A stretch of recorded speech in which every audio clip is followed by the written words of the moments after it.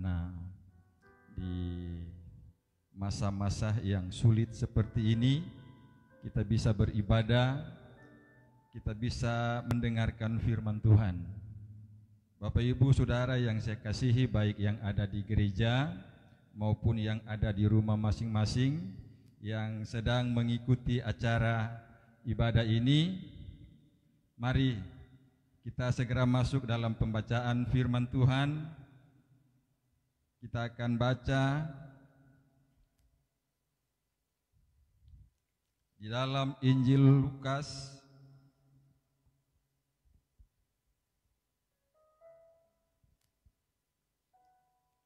yang berkenan berdiri, mari saya undang kita bangkit berdiri.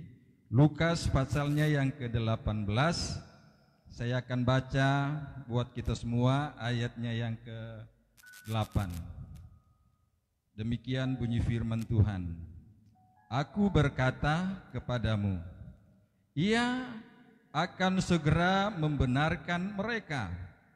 Akan tetapi, jika Anak Manusia itu datang, adakah Ia mendapati iman di bumi?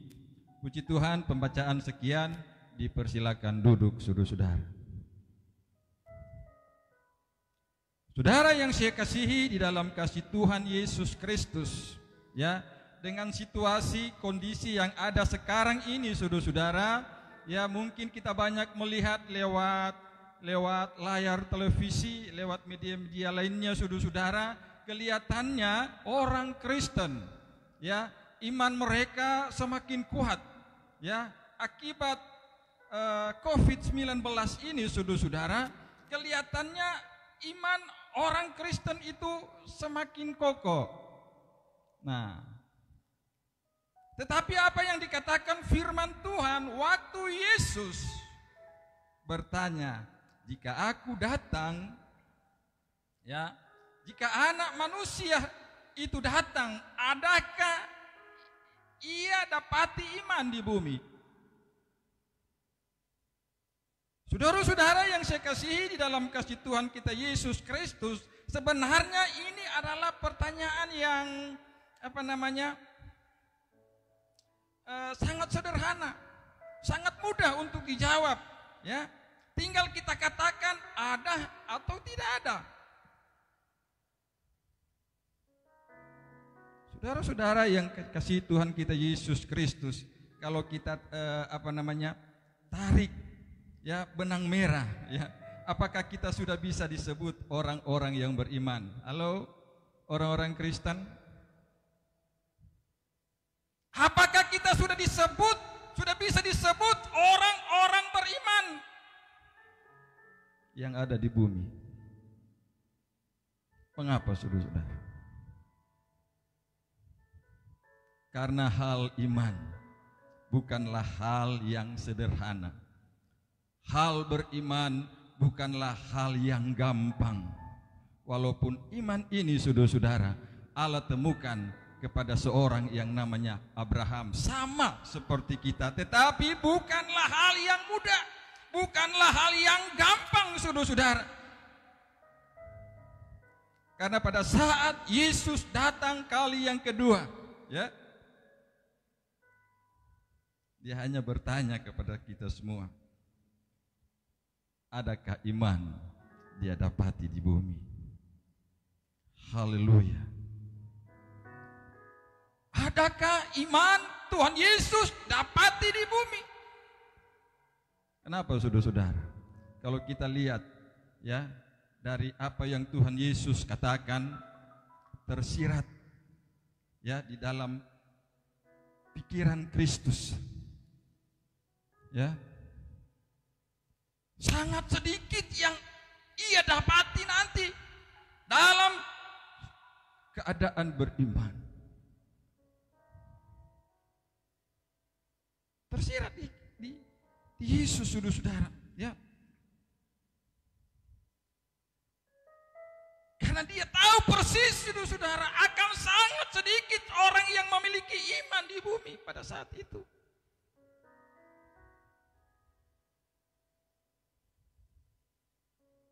Kenapa saudara-saudara? satu pertanyaan yang sangat memerlukan pikiran kita, saudara, untuk berpikir, kok kenapa ya Tuhan Yesus bisa bertanya ketika ia datang, adakah iman dia dapati di bumi?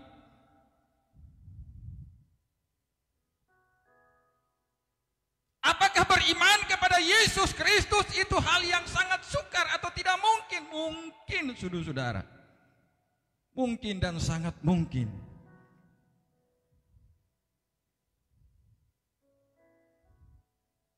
Saya hanya mau katakan kepada kita semua yang ada di dalam gereja, gedung gereja ini, baik Bapak Ibu, saudara-saudara yang ada di rumah, untuk beriman kepada Yesus. Apa yang firman Tuhan katakan, kita harus mengikuti teladan Yesus.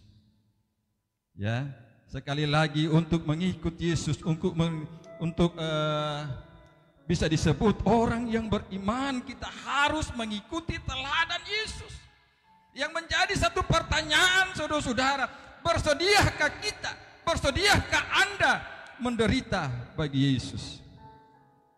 Kadangkala kita berkata, oh, orang beriman kepada Tuhan Yesus, kita ikut jejak Yesus, ya.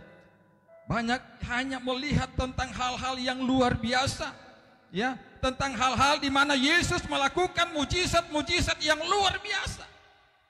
Dia menyembuhkan orang sakit. Dia membuat satu mujizat di Kana, air biasa menjadi air anggur yang sedap sampai sekarang ini. Apa yang dikatakan firman Tuhan?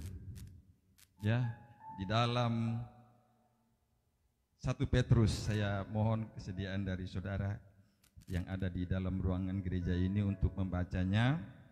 1 Petrus pasal 2 ayatnya yang ke-21. Apa yang dikatakan di sana, saudara-saudara? Ya. Apa yang dikatakan Petrus kepada kita semua? Ada yang bisa baca? Iya. Ya. Sebab untuk itulah kamu dipanggil. Untuk apa Allah memanggil kita, saudara-saudara? Terus. Ternyata karena Kristus pun telah menderita untuk kamu, untuk saya, ya, untuk kita semua yang ada di gereja ini, yang ada di rumah, untuk kita semua Yesus telah menderita.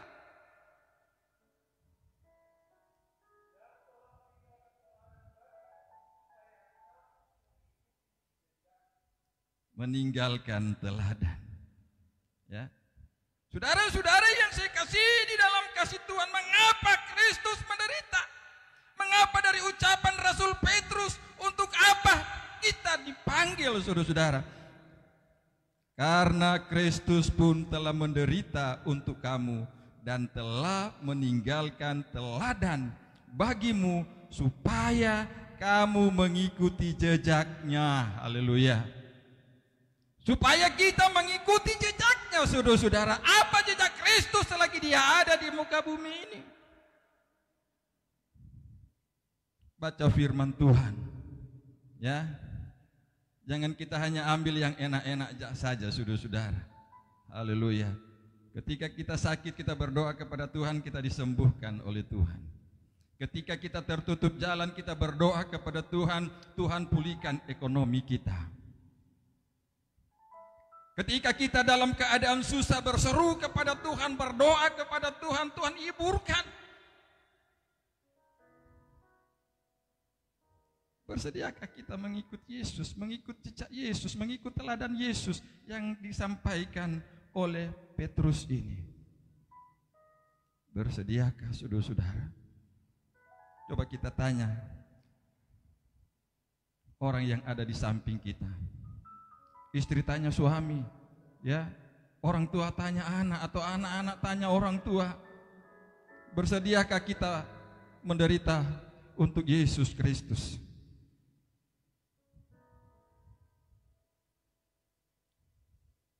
Bersediakah saudara-saudara?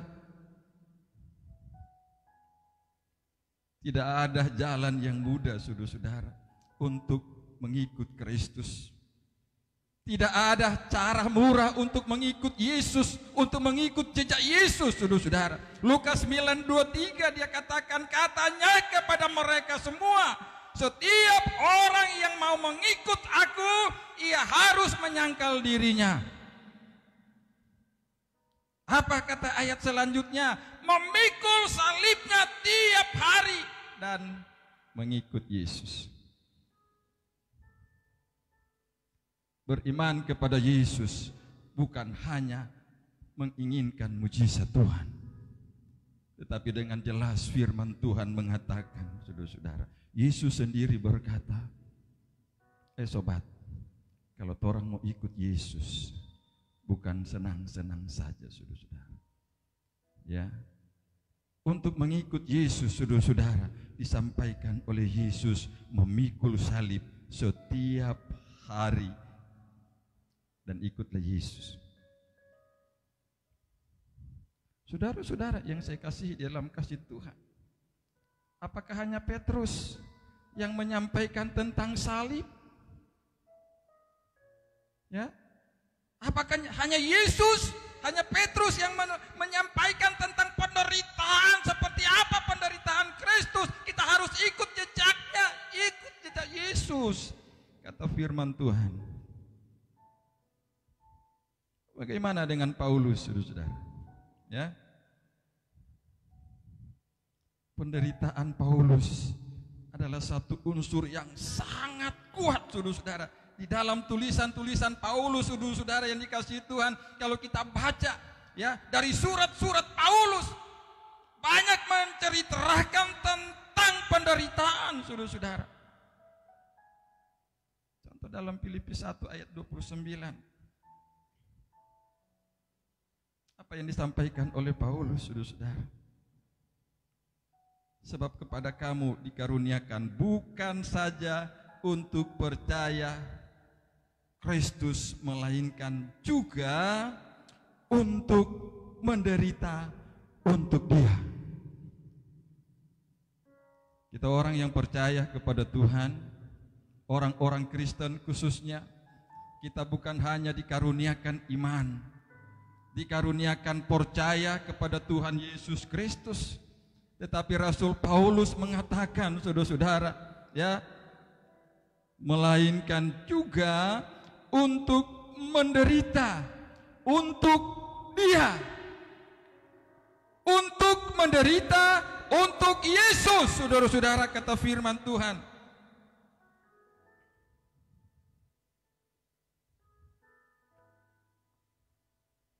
Luar biasa firman Tuhan.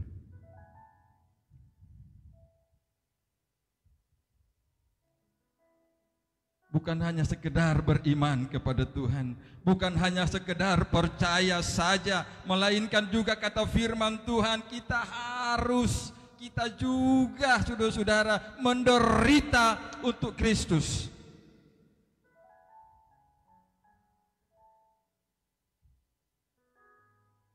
Iman yang saya sampaikan tadi, saudara-saudara, yang Tuhan Yesus cari nanti, iman menurut firman Tuhan, ya, adalah mencakup kesediaan hati kita untuk menderita bagi Kristus. Haleluya.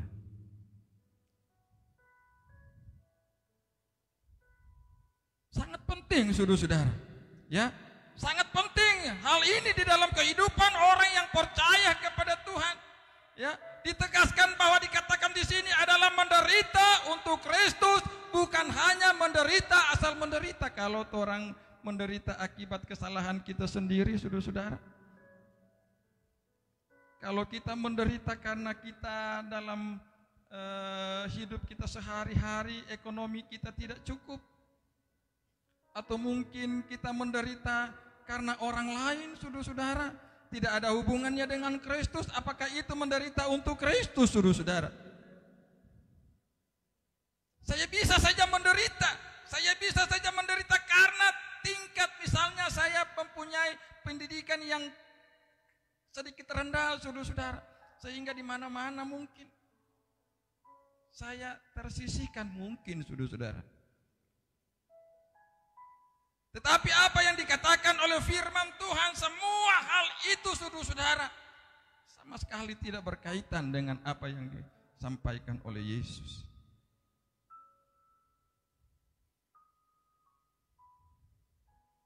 Tetapi apa yang Tuhan Yesus mau dalam kehidupan kita, saya mau percaya pada salib Yesus. Saya mau percaya ya bahwa Dia mati bagi dosa-dosa saya, bagi dosa-dosa saudara. Saya percaya bahwa Yesus telah membebaskan saya dari dosa-dosa saya yang banyak sekali, saudara-saudara. Enggak ada yang tidak berdosa. Sehingga saya tidak boleh hanya sekedar percaya kepada Yesus. Ya. Tetapi kita juga harus percaya. Ya, tetapi kita juga harus percaya bahwa salibnya berlaku di dalam kehidupan saya, di dalam kehidupan saudara.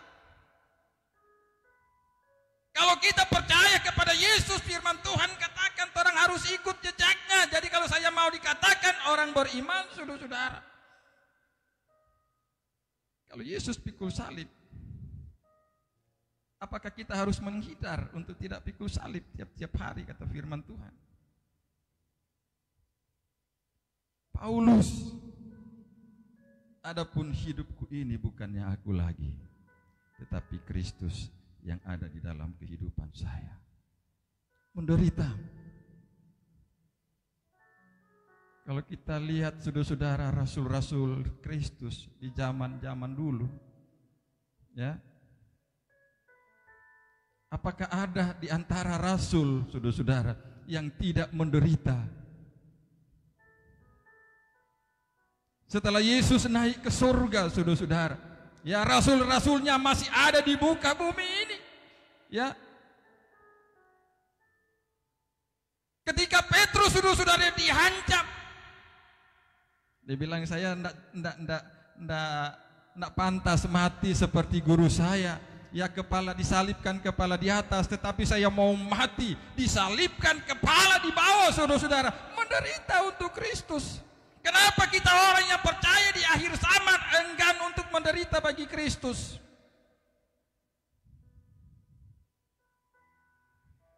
Di saat-saat seperti ini saja, saudara-saudara, kita beribadah di rumah beribadah paling tinggi 1 jam, saudara-saudara. Tetapi kita tidak memberi waktu yang cukup untuk Tuhan Yesus, untuk ibadah kita. Bagaimana kita dikatakan orang beriman? Sudah jam ibadah, saudara-saudara, tinggal di rumah saja. Kita tidak memaksimalkan kesempatan yang ada. Bagaimana, saudara-saudara, ketika Tuhan Yesus datang kedua kali? Dia tidak tanya, kamu punya rumah mewah? Tidak. Punya mobil bagus? Tidak, saudara-saudara. Ya, dia tidak tanya, anakmu berapa? Ya, cucu-cucu cicimu berapa? Enggak, saudara-saudara. Ya. Tetapi apa yang dikatakan Paulus di dalam Galatia 6 ayat yang ke-14, tetapi aku sekali-kali tidak mau bermegah selain dalam salib Tuhan kita Yesus Kristus. Kadang-kala orang bermegah, oh saya dikaruniakan, saudara-saudara, karunia untuk menyembuhkan orang dari sakit dan lain sebagainya. Tapi firman Tuhan katakan, ayo saudara-saudara, luar biasa firman Tuhan yang ada.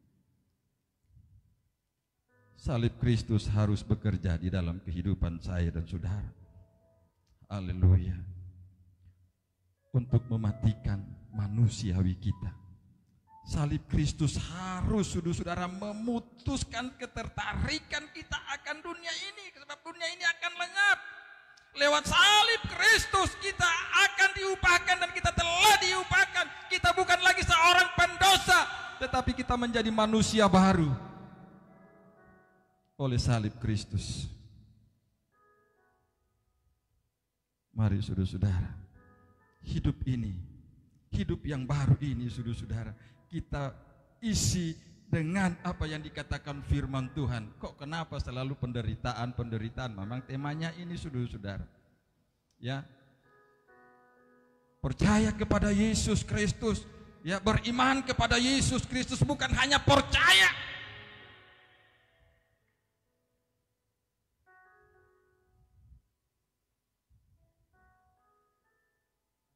Saudara-saudara yang saya kasihi di dalam kasih Tuhan, sekali lagi saya mau katakan, Yesus berkata di dalam Lukas tadi, dalam ayat pokok kita tadi, akan tetapi jika Anak Manusia datang, adakah ia mendapati iman di bumi?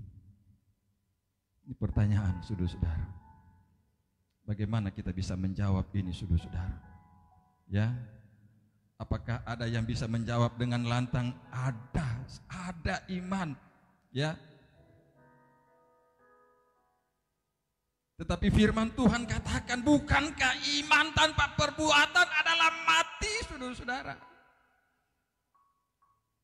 Firman Tuhan mau, Yesus mau dikatakan orang beriman, saudara-saudara, bukan hanya percaya tetapi melakukan kebenaran firman Tuhan. Percaya, beriman, dan melakukan kebenaran firman Tuhan. Haleluya. Haleluya. Puji Tuhan, saudara-saudara yang ada di dalam gereja ini, gedung gereja ini, sahabat-sahabat yang ada di rumah, Bapak Ibu, anak-anak muda, saudara-saudara, ya. Jadi kita hanya jangan sekedar beriman kepada Tuhan. Ya, banyak orang beriman, ya, tetapi sekali lagi firman Tuhan apa yang saya sampaikan tadi di bagian-bagian akhir, ya, iman tanpa perbuatan mati, saudara-saudara. Ya, yang Tuhan Yesus cari iman dan perbuatan kita jalan bareng, saudara-saudara. Jalan sama-sama, ya. Kita ikut jejak Yesus, saudara-saudara. Supaya ketika Dia datang, kita bisa menjawab, wah, dengan sukacita, saya orang beriman. Ini saya Yesus, saya telah beriman kepada Tuhan. Mari saya undang kita bangkit berdiri. Haleluya, puji Tuhan. Terima kasih Tuhan Yesus. Kami sangat bersyukur kepada Tuhan, karena Engkau luar biasa di dalam kehidupan kami. Bapak-bapak, ibu-ibu yang ada di rumah, ayo kita bangkit berdiri. Tutup mata Anda. Haleluya. Tutup mata Bapak, Ibu, Saudara yang ada di rumah. Haleluya. Mari dengan kesediaan kita angkat tangan kita di hadapan Tuhan.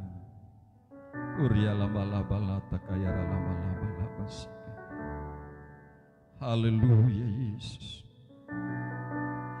Haleluya, haleluya. Haleluya. Akan tetapi jika Anak Manusia